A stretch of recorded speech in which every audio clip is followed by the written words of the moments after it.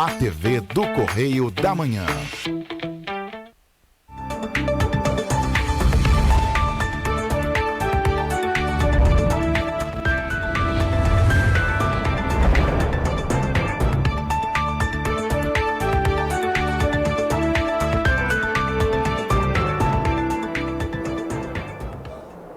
Olá, está no ar mais uma edição do programa original. Hoje é quinta-feira, dia 20 de outubro. A gente já começa o programa falando rapidamente de eleições, porque dia 30 tem o segundo turno, todo mundo sabe, muito fácil, só tem 2 candidatos a presidente da República disputando. Segundo turno é isso, os 2 mais votados.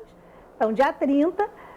Agora, em Petrópolis, a Prefeitura vai decretar a gratuidade no transporte público no segundo turno das eleições, no domingo, dia 30, como eu acabei de falar. O decreto está sendo elaborado, será publicado no Diário Oficial. Então, você que no primeiro turno já usufruiu deste serviço, que também foi gratuito, apesar de algumas empresas se aproveitarem dessa situação aí, várias situações estranhas aconteceram, mas, enfim, o importante é que a população tenha o transporte gratuito para poder exercer o seu direito de votar, né? Porque a passagem já está cara. Se a pessoa ainda tiver que desembolsar para ir votar, é complicado, né? Bem, continuando aqui em Petrópolis, vamos falar da Estrada Real. A Secretaria de Turismo doou 92,6 kg de alimentos não perecíveis para a Igreja Santo Antônio. Eles foram arrecadados no mês de setembro. A ação faz parte de uma parceria da Prefeitura de Petrópolis com o Instituto Estrada Real para entrega e carimbo dos passaportes para os viajantes que escolhem a rota do Caminho Novo, um dos 4 caminhos da Estrada Real que passa por Petrópolis. O Centro de Informações Turísticas da Praça da Liberdade é o ponto de retirada e carimbo dos passaportes em Petrópolis ao longo do trajeto do Caminho Novo. O Centro Cultural Estação de Nogueira é um outro local para os viajantes parar, conhecer e carimbar o documento. De janeiro a setembro deste ano, foram retirados 614 passaportes e 177 foram carimbados. O passaporte Estrada Real é gratuito e individual. É possível baixar o formato virtual por meio do aplicativo Estrada Real ou ainda solicitar o passaporte físico por meio do site institutoestradareal.com.br/passaporte.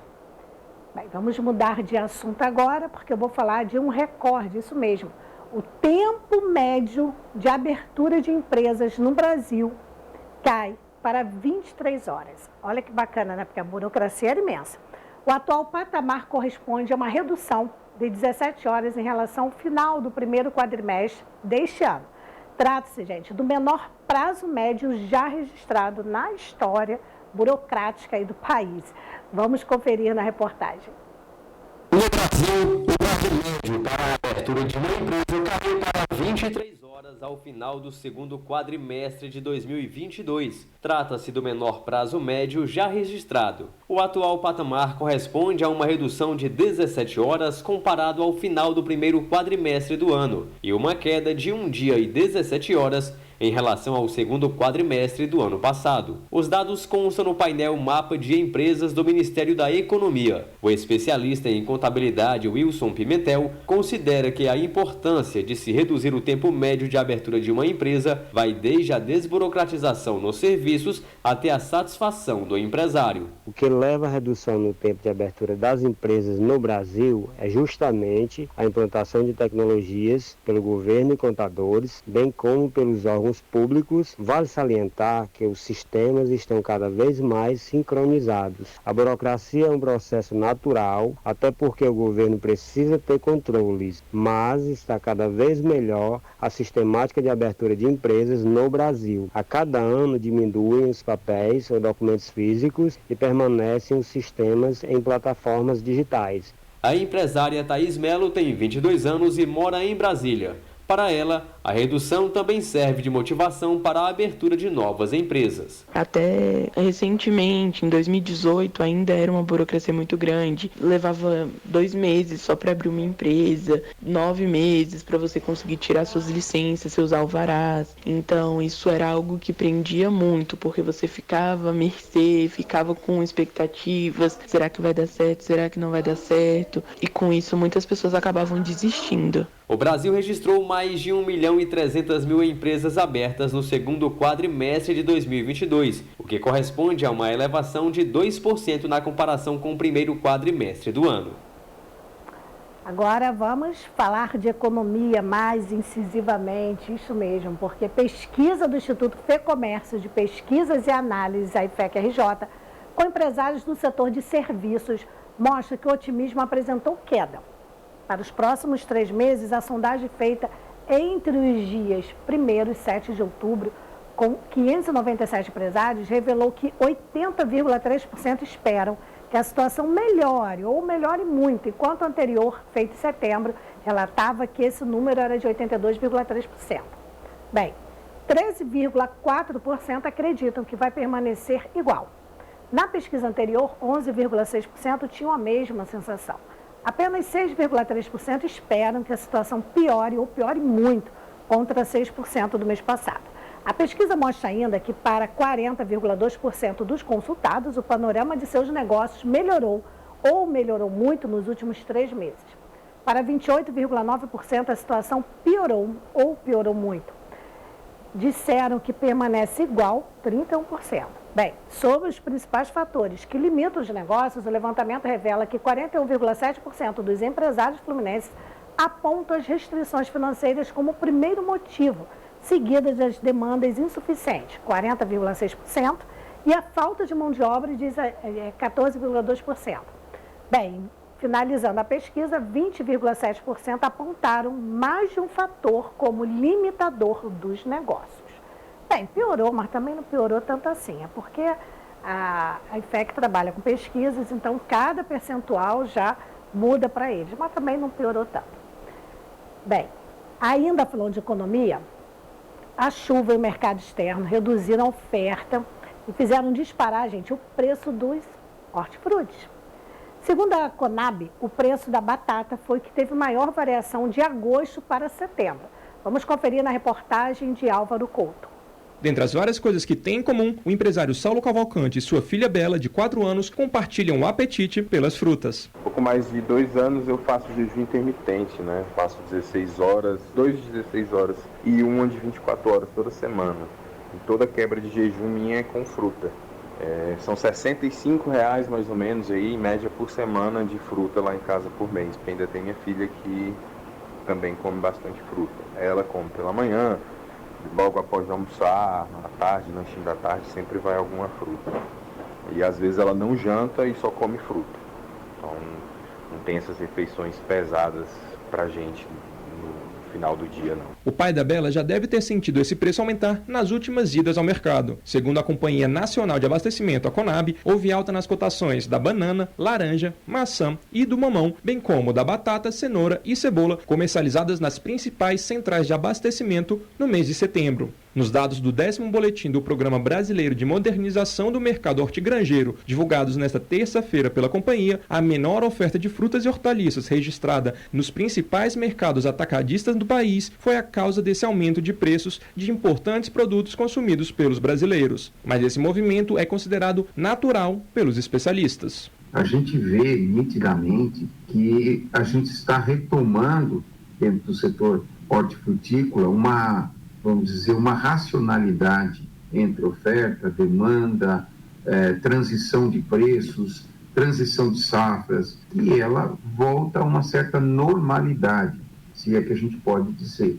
Ou seja, volta a ter um certo equilíbrio entre oferta e demanda que dita os preços. Ainda assim, há o risco de o consumo interno de frutas cair, como alerta o gerente de produtos hortigranjeiros e da sociobiodiversidade da Conab, Marisson Marinho. As frutas são cortadas do orçamento familiar, né? As pessoas, geralmente, quando tem orçamento familiar um pouco diminuído, acabam optando por alimentos mais calóricos, alimentos mais processados, né? Que não são as frutas. Para evitar o corte das frutas da dieta, a nutricionista Cristiane Coronel dá algumas dicas. Para se ter uma boa variação de frutas na dieta, sem gastar muito, opte por aquelas da safra, onde naturalmente elas aparecem em larga escala nos supermercados, com os preços mais em conta.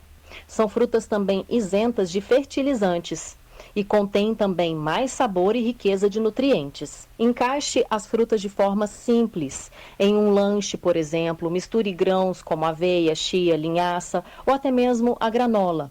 Sucos também são válidos para quem não tem o costume de comer as frutas, mas a melhor forma de aproveitá-las é comendo de forma in natura. Assim, se aproveitam todas as suas partes que possuem ação positiva em todo o nosso organismo. O estudo também identificou que um dos principais vilões na alta foi o preço da batata. O maior aumento foi registrado no Distrito Federal, com 71,54%, seguido do Espírito Santo, 32,96%, e do Rio de Janeiro, com 31,98%.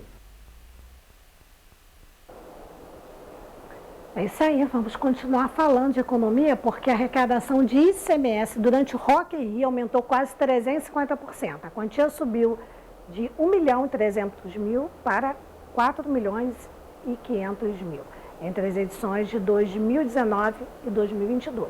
Uma mudança nas normas de fiscalização resultou em um aumento de quase 350% na arrecadação de ICMS de produtos vendidos dentro do Rock in Rio, na comparação entre a edição deste ano e a anterior. Foi em 2019, antes da pandemia, claro. Se 3 anos atrás o valor contabilizado pela Secretaria de Estado de Fazenda foi de cerca de 1.300.000, a quantia este ano foi de aproximadamente 4.500.000, ou seja, uma diferença bem interessante.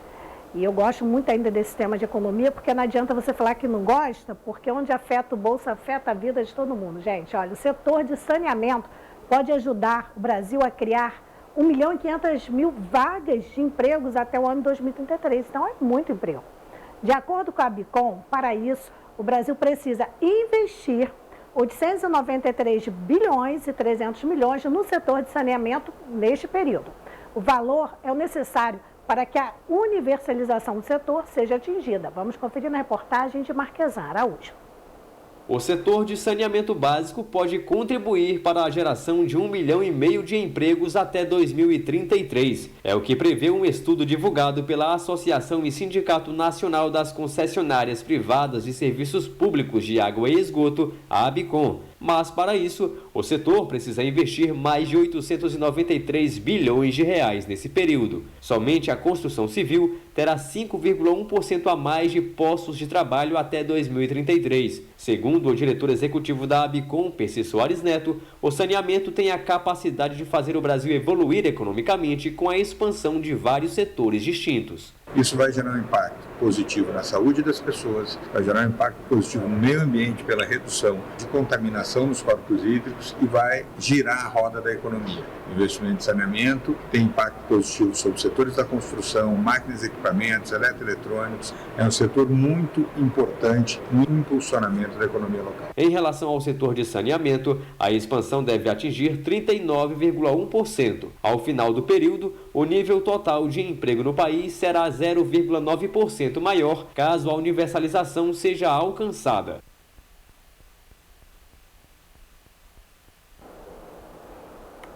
E ainda, falando de economia, mas agora aqui no Rio de Janeiro, o governador Cláudio Castro recebeu ontem, quarta-feira, dia 19, no Palácio Guanabara, o ministro da Infraestrutura, Marcelo Sampaio, e o chefe da Secretaria-Geral da Presidência da República, o general Luiz Eduardo Ramos.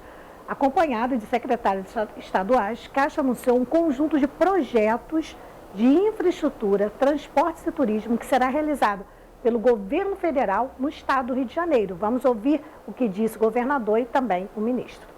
O que a gente está construindo aqui é o Rio de Janeiro para os nossos filhos, o Rio de Janeiro que vai ter emprego, o Rio de Janeiro que vai ter desenvolvimento, que vai ser atrativo para empresas virem. empresas, desenvolvimento, não cai do céu. Você tem que preparar, você tem que fazer obras, você tem que diminuir imposto, você tem que gerar infraestrutura, qualificação profissional, e é isso que a gente está fazendo. Esse é o governo que a gente quer ver. O governo do Rio e o governo federal sentados à mesa, como a gente fez ali antes, olhando o Rio para frente. O Rio de Janeiro ele tem um potencial logo ali na frente enorme energético, tem um potencial logo ali na frente enorme logístico e uma coisa que já é realidade hoje que a gente tem que expandir, que é o turismo. Para todos esses potenciais tem um mesmo elo, que é a infraestrutura. É por isso que o Rio, dos últimos 2 anos, os dados têm demonstrado um crescimento enorme, porque nós reaprendemos a dialogar. Mas dialogar como? Usando a política para viabilizar a técnica. O Brasil é um país continental e precisa ter uma infraestrutura pujante que se posicione, gerando para nós, então, competitividade. Isso é diferente também aqui no estado do Rio de Janeiro, estado que precisa da logística, tanto para o setor energético quanto para o turismo, também a se posicionar como uma alternativa para exportar, então, os nossos grãos que vêm do centro-oeste, alternativa também da produção que vem, então, de todo o país. Dessa forma, nós conseguimos, então, ampliar a oferta do setor ferroviário aqui no estado do Rio de Janeiro. Isso vai ser extremamente importante, onde a gente tem, então, o setor ferroviário se conectando aos portos. Isso traz uma nova dinâmica para o setor portuário, para a logística aqui no estado do Rio de Janeiro. É uma prioridade para nós. Quando a gente tem essa sinergia entre o governo federal e o governo estadual, a gente consegue maximizar os resultados, congregar aí os interesses públicos, o interesse da sociedade, no caso aqui do Rio de Janeiro. O que eu mais acho engraçado desses vídeos, né, quando tem pronunciamento do governador, do presidente, é que sempre tem os papagaios de pirata, né? O pessoal fica ali, ó, tô aqui, tô colaborando, a gente sabe que não tá, mas tudo bem, a gente acaba se divertindo um pouquinho. O que vale é que o governador está correndo atrás para fazer um Rio de Janeiro melhor. Isso que importa. O resto é o resto. Agora nós vamos para um breve intervalo e voltamos já, porque tem muita coisa boa ainda aqui no programa. Nós vamos falar de muitos assuntos relevantes e hoje tem depoimentos das vitoriosas, isso mesmo. Já, depois do intervalo.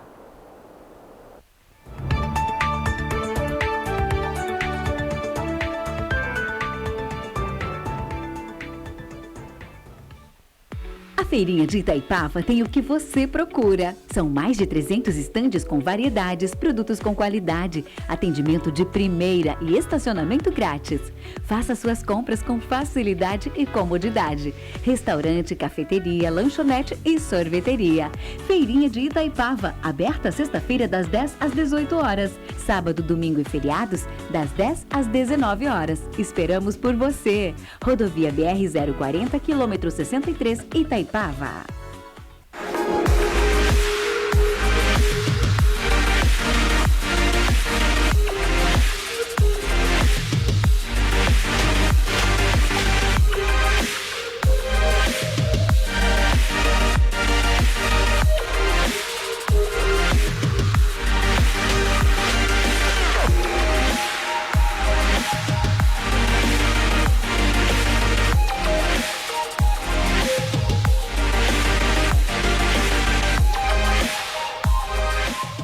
Sua internet está lenta? Está com dificuldades em assistir seus vídeos preferidos? Venha para Speed Fiber. Temos os melhores planos de internet e os melhores canais de TV. Entre em contato. Speed Fiber. Internet confiável. A Móveis Pedro II, que você já conhece e confia, agora está com uma loja mais ampla para você. Um espaço maior para receber os nossos clientes com muito mais conforto, água gelada e aquele café fresquinho. Ampliamos e aumentamos a variedade de produtos no salão e nos catálogos. Aqui você encontra qualidade e garantia de levar móveis com estilo e beleza. Nossa casa está maior para deixar a sua mais bonita. Móveis Pedro II, mesmo atendimento com mais conforto. Crediário próprio em até 10 vezes e cartão de crédito parcelado em até 12 vezes sem juros. Móveis Pedro II, venha nos fazer uma visita.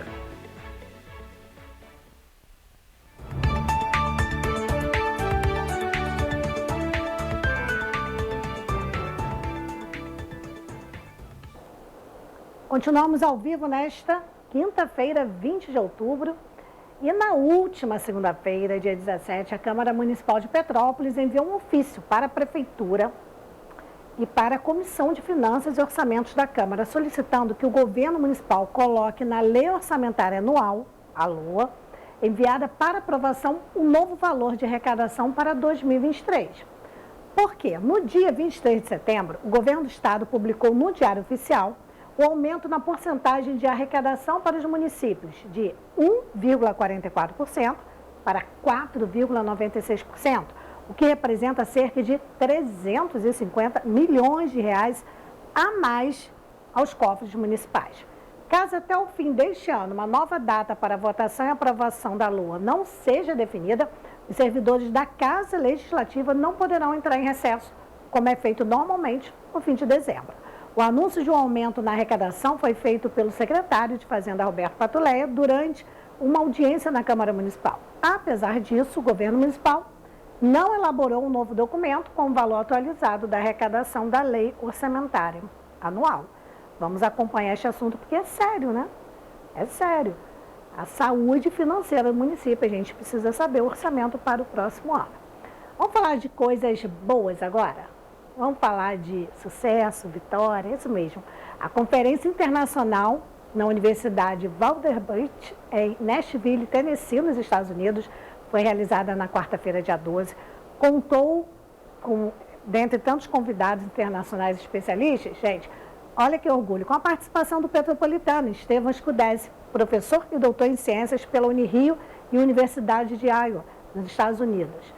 Representando a América do Sul, Estevão palestrou sobre exercício físico e seus impactos na saúde humana, ao lado de grandes nomes da pesquisa internacional, como o Dr. Renato Aguilera, UTEP Texas, e doutora Caroline Pallavicino Maggio, de Harvard, Massachusetts. Atualmente, a Vanderbilt é a 14ª melhor universidade dos Estados Unidos em um ranking com mais de 4.000 instituições.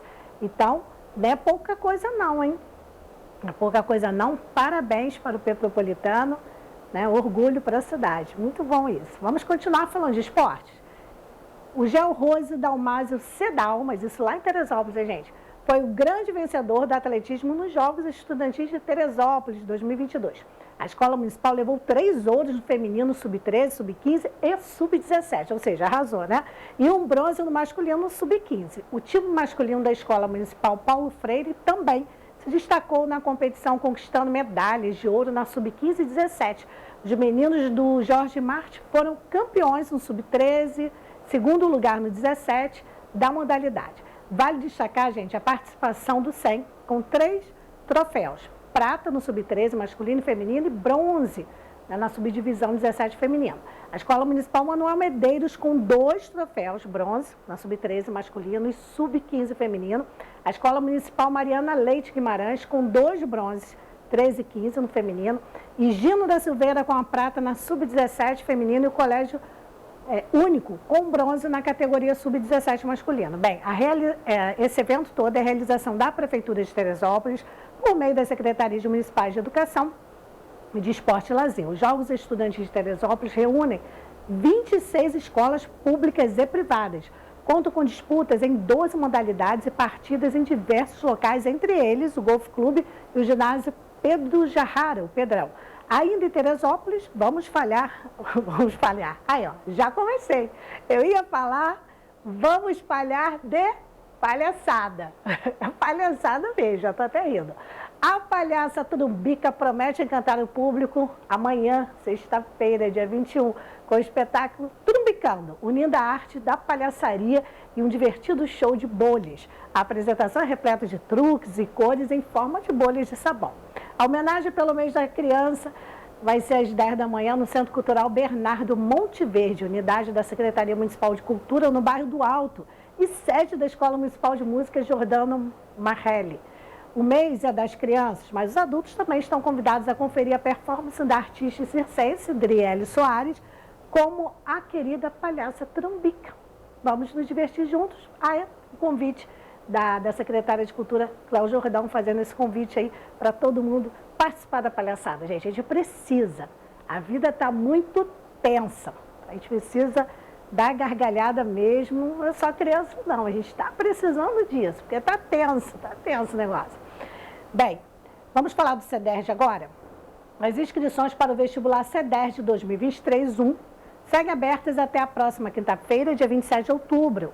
No total, são 60 vagas, 30 para pedagogia e 30 para geografia, ambas para a UERJ, no polo CEDERJ de Teresópolis. Para mais informações, se você tiver interesse, muito fácil, ccierj.edu.br/consórcio, CEDERJ/vestibular/2023-1, fácil. O vestibular vai usar notas de várias versões do Exame Nacional do Ensino Médio, o ENEM. Os candidatos que pretendem utilizar as notas do ENEM devem seguir as regras estabelecidas por cada universidade. Aí não tem jeito, cada universidade tem as suas regras.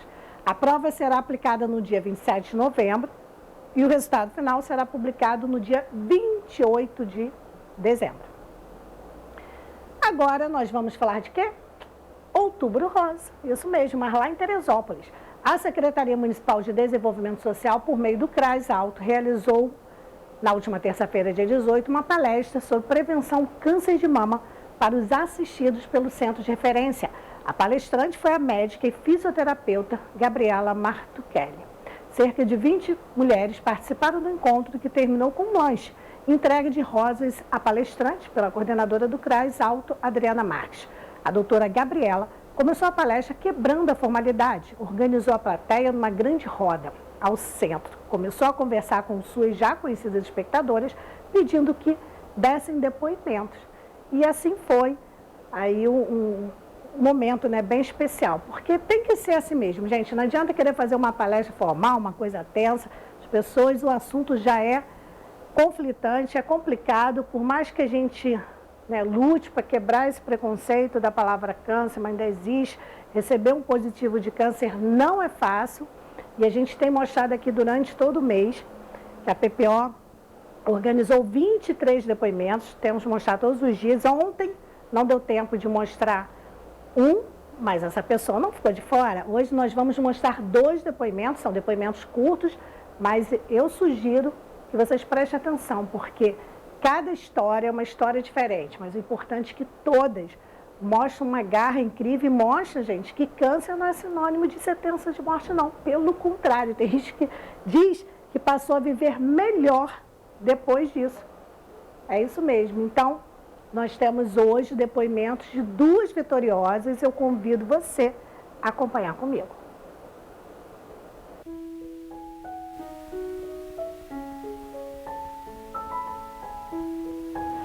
Olá, eu sou a Maria Tereza, sou do Rio, eu tenho 59 anos e estou aqui para falar a minha história de superação. Porque a gente, quando tem o diagnóstico de câncer, para a gente é o fim. Mas eu aprendi que o câncer, ele não veio para me vitimar, não veio para me deixar triste, ele veio me deixar alegre. Porque eu vim fazer a rádio aqui em Petrópolis, na PPO, e fui recebida com muito carinho. Foi uma família, a minha segunda família PPO. E através dela, né, de todos os funcionários da PPO, eu consegui superar. Porque a gente aprendemos que a gente já nasce, né, com essa ideia de que o câncer vai matar. Acabou a nossa vida, mas não. É um recomeço. Ele veio para mudar o nosso estilo de vida. E foi assim. Eu descobri em 2015, tomando banho, em novembro de 2015, tive muita sorte, dou graças a Deus sempre, porque eu descobri em novembro, dezembro, já estava com todos os exames prontos. 4 de janeiro de 2016, fui para a oncologia, e 7 de janeiro eu comecei com a quimioterapia. Então eu fiz 6 meses de quimioterapia, em outubro eu operei. Em fevereiro voltei para a PPO para fazer a rádio, fiquei até abril e não saí mais. Até hoje eu venho na PPO. Então, o que eu quero dizer para vocês é: não deixe o diagnóstico ser o fim. Pensa que o diagnóstico veio para mudar. E através desse câncer, eu comecei a correr, eu comecei a fazer exercício físico, foi o que me ajudou muito também. Eu tive, apesar da própria alimentação, né, a mudança de alimentação, mudança de exercício físico, eu me tornei assim, uma pessoa melhor, uma pessoa mais amável, uma pessoa mais solidária. Assim, mudou completamente. Então, quando você recebeu o seu diagnóstico, não pensa que a sua vida acabou. Ela está recomeçando. Olá, eu me chamo Marinês. Fui diagnosticada em 2006 com câncer de colo de útero e endométrio. Para mim foi uma surpresa imensa, pois fazia meus exames periodicamente, corretamente e precisamente. Quando me deparei nessa situação, posteriormente fiz o tratamento não fiz a cirurgia de retirada, mas fiz o tratamento bem a rigor, de quimioterapia, de rádio, e posteriormente tive uma metástase no sistema linfático, isso que veio me abalar muito, muito mesmo, mas venci toda a etapa durante 1 ano e meio fazendo tratamento e vim aqui para corresponder ou para retratar essa minha situação. Foi quando entrei para a PPO como voluntária, servindo café, com a maior satisfação possível. Posteriormente vim fazer fiz pose para calendário, fiz a foto e estou aqui com muita empatia para dizer que nós somos vitoriosas realmente, porque o que se passa não é brincadeira, não é sério mesmo. Tive momentos de que eu tive vontade de desistir. Contei até para o médico isso, ele falou assim, muito que eu ia deixar você desistir, né? De me entregar realmente, porque eu sofri muito na ocasião. Mas depois eu vi que tem coisas que a gente passa para aprender a valorizar a vida, ou ser um dia contemplar que nós somos capazes de ser vencedores dos nossos assuntos, né? Foram muitos os que eu já venci e esse eu também venci. Parabéns aí a Marinês de Oliveira Xaraí, parabéns também a Maria Tereza pela garra, pela força, é isso, a gente sabe que não é fácil, não adianta falar, não, eu vou tirar isso de letra, é fácil, não é, gente. A gente tem uma dor de cabeça, já fica chateado, imagina uma situação dessa. Então não adianta falar que é fácil, fácil não é, mas tem que ter essa garra, essa vontade de viver, e foi como a Marinês falou, pensou em desistir, mas depois viu que não tinha nada a ver, que era muito melhor lutar e ser feliz e estar aí uma vitoriosa. Eu fico muito feliz por vocês e pela iniciativa da PPO de colher esses depoimentos, a gente poder mostrar aqui, porque com certeza sempre ajuda alguém, sempre. Vamos para um breve intervalo e no próximo bloco, fica atenta, vamos falar de saúde, vamos falar de queimadura. Você sabia que no Brasil, gente, mais de 1 milhão de queimaduras por ano? Sabia? Então, um vídeo curtinho, seja 1 minuto, pouco, mas que vai ajudar. Vamos falar de um assunto que é tabu, as mulheres não gostam de falar, que é candidíase vaginal. Mulherada tudo tem, mas não gosta de falar, vamos falar. Vamos falar também de um outro assunto de saúde, porque hoje eu separei assim só mesmo temas que você não vê toda hora por aí. E tem muito mais. Depois do intervalo a gente se encontra aqui de novo. Já, 2 minutos eu estou de volta.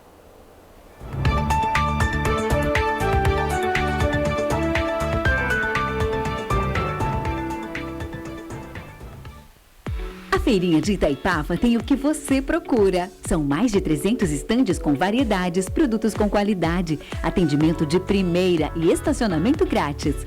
Faça suas compras com facilidade e comodidade. Restaurante, cafeteria, lanchonete e sorveteria.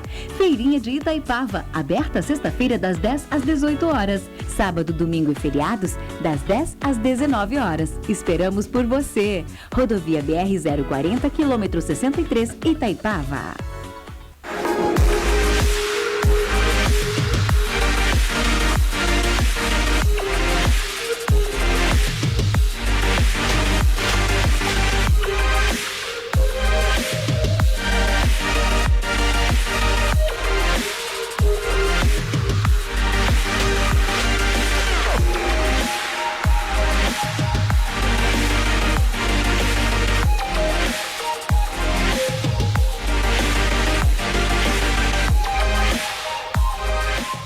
Sua internet está lenta? Está com dificuldades em assistir seus vídeos preferidos? Venha para Speed Fiber. Temos os melhores planos de internet e os melhores canais de TV. Entre em contato. Speed Fiber. Internet confiável. A Móveis Pedro II, que você já conhece e confia, agora está com uma loja mais ampla para você. Um espaço maior para receber os nossos clientes com muito mais conforto, água gelada e aquele café fresquinho. Ampliamos e aumentamos a variedade de produtos no salão e nos catálogos. Aqui você encontra qualidade e garantia de levar móveis com estilo e beleza. Nossa casa está maior para deixar a sua mais bonita. Móveis Pedro II, mesmo atendimento com mais conforto. Crediário próprio em até 10 vezes e cartão de crédito parcelado em até 12 vezes sem juros. Móveis Pedro II, venha nos fazer uma visita.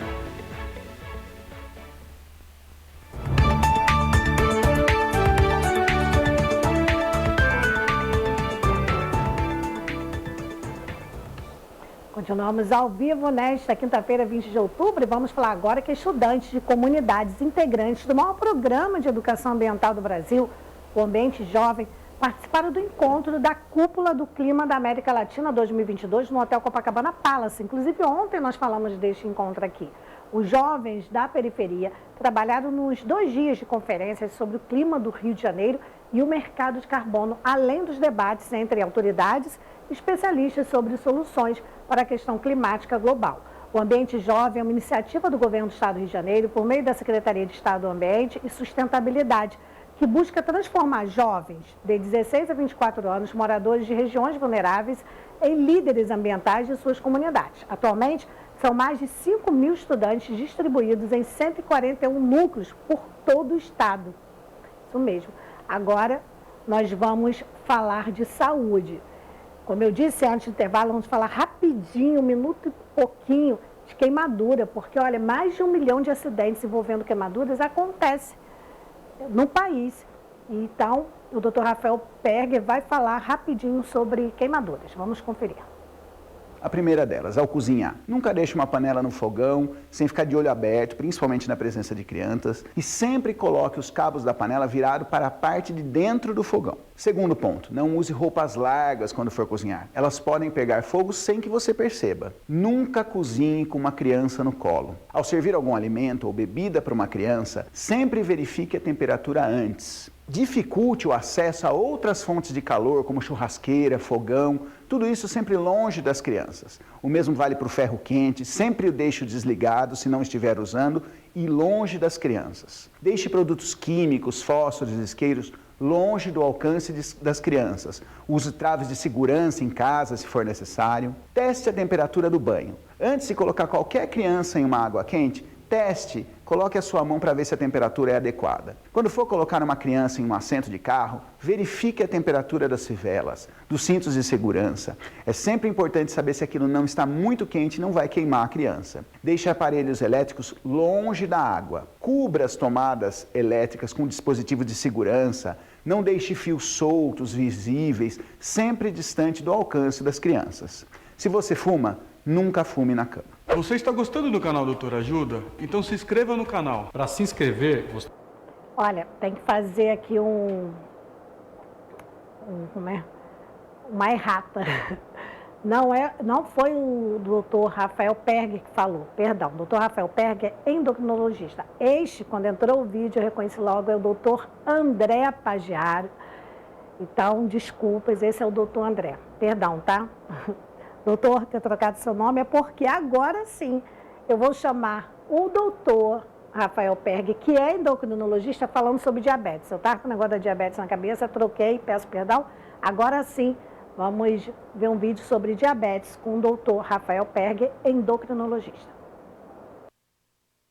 No diabetes do tipo 1. Ela também pode ser usada no diabetes do tipo 2 em alguns casos. Apesar de ser a medicação mais antiga para o diabetes, ela ainda é largamente utilizada, sendo muito eficaz no controle da glicemia. Por se tratar de uma medicação administrada por meio de injeções, alguns pacientes diabéticos têm receio e medo de terem que usá-la. Esse cenário tem melhorado muito nos últimos anos com o surgimento de agulhas menores e canetas de aplicação, que facilitam o uso e geram menos incômodo. Porém, esses dispositivos ainda não são acessíveis para a maioria da população do nosso país. Primeiro é importante saber que existem tipos de insulina. Algumas têm uma ação mais lenta, às vezes têm duração de quase um dia todo, e outras têm ação mais rápida. Muitos pacientes utilizam até 2 tipos de insulina. Por isso, é importante sempre seguir a receita prescrita pelo seu médico, respeitando as doses e horários. Nunca aplicar uma dose de insulina sem orientação. Como fazer a aplicação da insulina? A aplicação pode ser feita através de uma seringa ou de uma caneta. O primeiro passo é escolher a parte do corpo onde será feita a aplicação. Pode ser na barriga, na parte lateral das coxas, nas nádegas ou no braço. Faça uma prega na pele e insira a agulha. Aperte o êmbolo até o final e conte até 5 segundos. Solte a pele e retire a agulha. No final, descarte a agulha utilizada. Se você tiver que fazer o uso da insulina 3 ou mais vezes ao dia, você deve adotar a prática de rodízio dos locais de aplicação. Você pode até aplicar sempre na mesma região, como na barriga, por exemplo, mas nunca exatamente no mesmo local da aplicação anterior. Usar a mesma área por muito tempo pode provocar caroços ou depósitos de gordura, que podem prejudicar a absorção da insulina. Quais são os riscos ao se utilizar insulina? O único efeito colateral do uso da insulina é a hipoglicemia, que é quando o açúcar no sangue fica muito baixo. Por isso, todo diabético em uso de insulina deve ter um aparelho para medir a glicose do sangue através da ponta de dedo. Caso você apresente sintomas como palpitação, sudorese, tremores e muito sono, você deve medir sua glicemia. Se o valor for abaixo de 60, consuma um copo de água com uma colher de sopa de açúcar ou qualquer outro alimento que contenha carboidrato. Aqui cabe um alerta. Caso o paciente com hipoglicemia esteja inconsciente, por exemplo, ele sofreu um desmaio, ele deve ser imediatamente levado a um pronto-socorro. Não tente alimentá-lo nessa condição. É muito importante informar ao seu médico quando ocorrer um episódio de hipoglicemia, porque pode ser necessário um ajuste da dose de insulina ou uma orientação quanto à quantidade e horário das refeições. Saiba que isso pode acontecer, principalmente nas fases de ajuste da medicação, e você não deve abandonar o tratamento por causa disso. Mais uma vez quero reforçar, converse com o seu médico. Esse é o objetivo do canal Doutor Ajuda, Educação em Saúde, trazendo informação em saúde e bem-estar confiáveis para você se cuidar melhor. Obrigada, doutor Rafael, e o canal Doutor Ajuda, que ajuda e muito. Agora a gente vai falar de um tema que é meio tabu, né? As mulheres não gostam muito de falar sobre isso não, mas é importantíssimo. É importantíssimo. Se você já teve, se nunca teve, é importante conhecer por que acontece, que é a candidíase vaginal. Vamos conferir com a doutora Denise Ortega, ginecologista. A candidíase é uma infecção vaginal muito comum. Estima-se que 3 em cada 4 mulheres terão ao menos uma infecção vaginal por cândida ao longo da vida. É realmente muito frequente. E por isso esse assunto é tão importante para todas as mulheres. A primeira informação que você deve saber é quando suspeitar que está com candidíase vaginal. Os principais sintomas são corrimento vaginal branco, que se parece com o aspecto de ricota ou leite coalhado. Coceira intensa, irritação vaginal e da vulva, que é a parte externa da vagina. Ardência vaginal com sensação de queimação, que pode estar presente tanto na relação sexual ou para urinar. Vermelhidão e inchaço da vulva e vagina. Esses sintomas se devem principalmente pela infecção e intensa inflamação, tanto da vagina quanto da vulva, causada por um fungo chamado cândida, daí o nome candidíase. Existem vários tipos de cândidas presentes em muitas partes do nosso corpo. A que mais comumente causa infecção vaginal é a Candida albicans. No nosso corpo, se pegarmos a pele, por exemplo, tem um monte de micro-organismos que estão aqui, convivem com a gente sem problemas. Isso é o que chamamos de flora ou microbiota normal. Da mesma maneira que a pele, outros lugares do corpo, como vagina, boca, intestino, dentre outros, também têm esses micro-organismos da flora normal. A cândida, juntamente com outras bactérias, como os lactobacilos, faz parte da flora vaginal normal da mulher. Ou seja, ela pode estar presente na vagina da mulher e não causar nenhuma infecção. Geralmente, ela está presente em pequenas quantidades, enquanto os lactobacilos predominam. Quando, por algum motivo, ocorre um desbalanço dessa flora vaginal, a cândida acaba por se multiplicar mais e mais. Ela pode deixar de conviver sem problemas e passar a nos agredir. E aí é que temos a infecção e os sintomas de candidíase. Esse desbalanço pode ocorrer mais frequentemente em algumas situações, como após o uso de antibióticos, estresse, gravidez, diabetes descontrolado, situações que causam queda da imunidade, alterações hormonais e do pH vaginal, uso de roupas íntimas apertadas com tecido não respirável ou biquíni molhado, que aumentam a umidade e o calor, uso de sabonetes vaginais, dentre outros. Como eu falei, por ser tão frequente, toda mulher deve ficar atenta à possibilidade de ter candidíase. Se você tiver esses fatores de riscos que eu falei, a sua atenção deve ser redobrada. Na suspeita, você já deve procurar um médico para uma correta avaliação. Na maioria das vezes, o diagnóstico é clínico, feito através da conversa com o seu médico sobre os seus sintomas, juntamente com o exame físico, que inclui o exame vaginal, para avaliar o aspecto dessa secreção e a presença de outras lesões. Em alguns casos, pode ser necessário colher uma amostra dessa secreção e enviar para o laboratório, para verificar a presença do tipo de cândida causando o corrimento. Ele é feito com medicações antifúngicas, que podem ser dadas para ação local, como via vaginal, ou em forma de creme ou óvulos, ou tópico, com aplicação externa na vulva. Pode-se também usar um comprimido antifúngico via oral. Seu médico vai avaliar qual a melhor via para você. Geralmente, os sintomas começam a melhorar em 2 a 3 dias do início do tratamento. E é preciso tratar o parceiro ou parceira somente se tiverem sintomas. A candidíase não é considerada uma infecção sexualmente transmissível, mas é recomendado que não se tenha relação sexual até a melhora da infecção, pois pode machucar e piorar os sintomas. Entendido isso, tem mais 3 informações que acho importante destacar.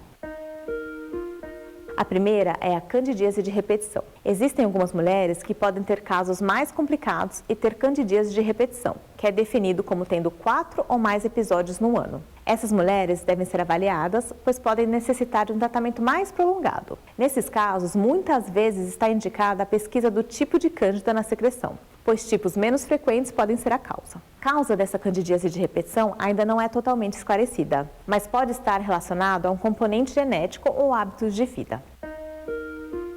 A segunda informação importante é a prevenção. Existem medidas importantes a serem tomadas para prevenir a candidíase. As 9 medidas mais importantes são: primeiro, dormir sem calcinha. Segundo, usar calcinha de algodão. Terceiro, se limpar sempre de frente para trás. Quarto, usar preferencialmente somente água para higiene íntima. Ou, se for usar um sabonete, use um hipoalergênico. Quinto, não realize duchas vaginais, ou seja, não lave dentro da vagina, somente lavar a região externa. Sexto, evitar calças apertadas, uso de mods diários e outras coisas que abafem a região genital. Sétimo, não usar produtos com cheiro forte para higiene e roupas íntimas. Oitavo, não ficar com biquíni ou roupas molhadas. Nono, uso de camisinha.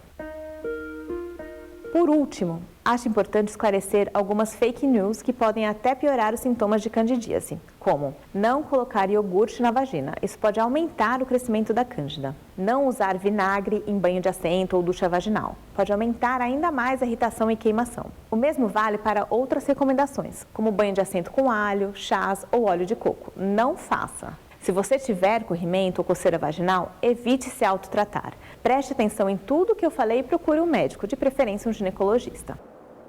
É isso aí, sempre consultar o médico, gente. Nada de ficar com essas receitas caseiras piorando a situação. Vamos continuar falando de saúde, mas agora aqui em Petrópolis, porque a audiência pública realizada na última semana na Câmara Municipal despertou atenção para um problema que afeta milhares de pessoas por todo o mundo, as doenças reumáticas, em especial a artrite reumatoide. O encontro presidido pelo vereador Dr. Mauro Peralta contou com a presença de representantes do Instituto Grupar de Petrópolis, grupo de pacientes artríticos do Rio de Janeiro, de profissionais que atuam na área e de pacientes que se emocionaram ao relatar as dificuldades enfrentadas no tratamento das doenças. O presidente da Comissão de Defesa da Saúde, na Câmara Municipal, o vereador Dr. Mauro Peralta, destacou a necessidade de investir na área, reforçando o atendimento aos pacientes que sofrem com doenças reumáticas. Vamos abrir aspas para o que disse o vereador. Ele disse o seguinte: é um absurdo que tenhamos em uma cidade com mais de 300 mil habitantes um único reumatologista na rede pública de saúde. Há um enorme esforço do próprio Grupar para capacitar os profissionais da atenção básica, mas o paciente encontra dificuldade para dar continuidade ao atendimento, já que da atenção básica precisa ser encaminhado ao especialista, que é o responsável por analisar o caso, dar o diagnóstico e preservar o tratamento adequado, fecha aspas, foi o que disse aí o vereador. Ele destacou, lembrando que estima-se, gente, que até 1% da população petropolitana tenha doenças reumáticas. Então, assim, uma população de 300 mil habitantes, 1%, tem 3 mil pessoas. Então, essas 3 mil pessoas vão se tratar como? Só com um médico, é pouco. Então, parabéns aí pela iniciativa, tem que ter essa luta mesmo. Gente, o nosso tempo já acabou. Obrigado por acompanhar a programação da TV Correio da Manhã. Vem aí, Richard Stotzenburg com Petrópolis em Debate. Fique ligadinho, hein? Já entrando no ar. Muito obrigada pela audiência e pelo carinho de sempre. Eu volto amanhã, se Deus quiser. Até lá.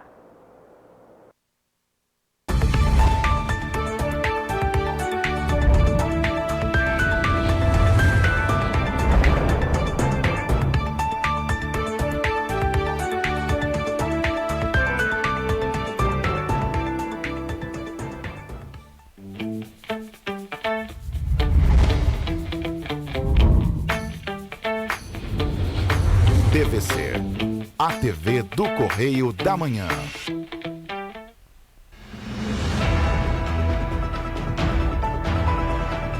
Olá,